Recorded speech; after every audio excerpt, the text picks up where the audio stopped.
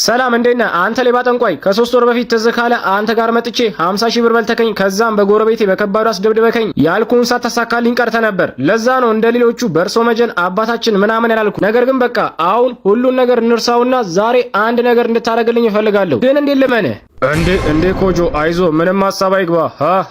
ያው ላንተ ከዚህ በፊት የፈለከው ነገር በእኔ ምክንያት ሳይሳካልህ ቀርቷል። ነገር ግን ከዚህ በኋላ እመነኝ እኔ አንተን ለመካስ ዝግጁ ነኝ። አይዞ ምንም እንዳያሳስበ። በአሁኑ ያልከው ነገር በሙሉ ይደረግልሃል። ከዛ ራስ ታመሰግነኛለህ። በቃ አሁን ሽንት ቤት ደርሼ ልምጣና እንዲደረግልህ የምትፈልገውን ነገር ትነግረኛለህ። መጣው አይ አሁንም የሌባ ጠንቋይ እንደ ጅል ነው የሚያስበኝ። ቆይ ባለፈው የወሰደብኝን 50 ሺህ ብርና እንደዛ በጎረቤት ያስደበደበኝን እንዲህ በቀላሉ የተውኩለት መስሎታል። በቃ ዛሬማ እኔ በተራዬ ይህንን የማይረባ ጠንቋይ ለስራው አስከፍለዋለሁ። ደግሞ አሁንማ ጭራሽ አይፎን ስልክ ሳይቀር ገዝቷል። በቃ ዛሬማ አይፎኑን ሰርቄ በተራዬ አሳብደዋለሁ። ለማንኛውም አሁን ሳይመጣ በፊት የጠንቋዩን አይፎን ስልክ ሰርቄ ከዚህ ልጥፋ።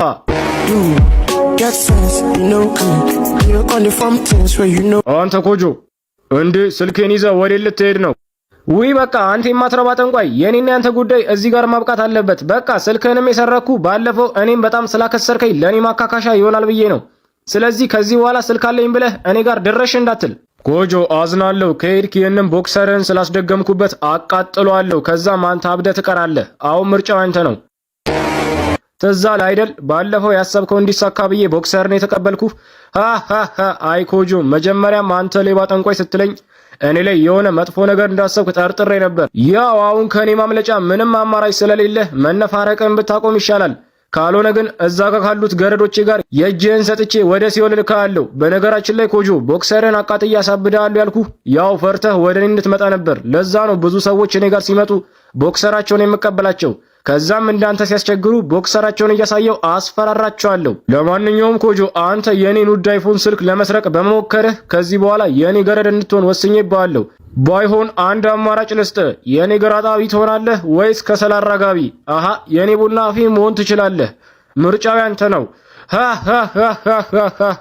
ሄይ እባክህ ለምን እባክህ አባቢ በርሶ መጀን የዛሬን ብቻ ማረኝ። እኔ በቃ ያንተ ስልክ መስረቅ አልነበረብኝም። እባክህ እኔ አንተ ገረድ መሆን አልፈልግም። እባክህ ተወኝ፣ እባክህ ልቀቀኝ። ወይኔ የማንም ጠንቋይ በቀለጃ ነው። እሺ ቤቲ በአፍሪካ የተረጋጋ ኢኮኖሚ ያላት ሀገር ማናት? ጋምቢያ። እሺ በጣም ጎበዝ። አንተ ደነዝ የተረጋጋ ሰላም ያላት ሀገር ማናት? ሶሪያ። አንተ ጀዝባ ሱሪያ የተረጋጋ ሰላም አላት? እሺ ቤቲ በኢትዮጵያ ብቻ የሚገኝ ብርቅዬ እንስሳ ማን ነው?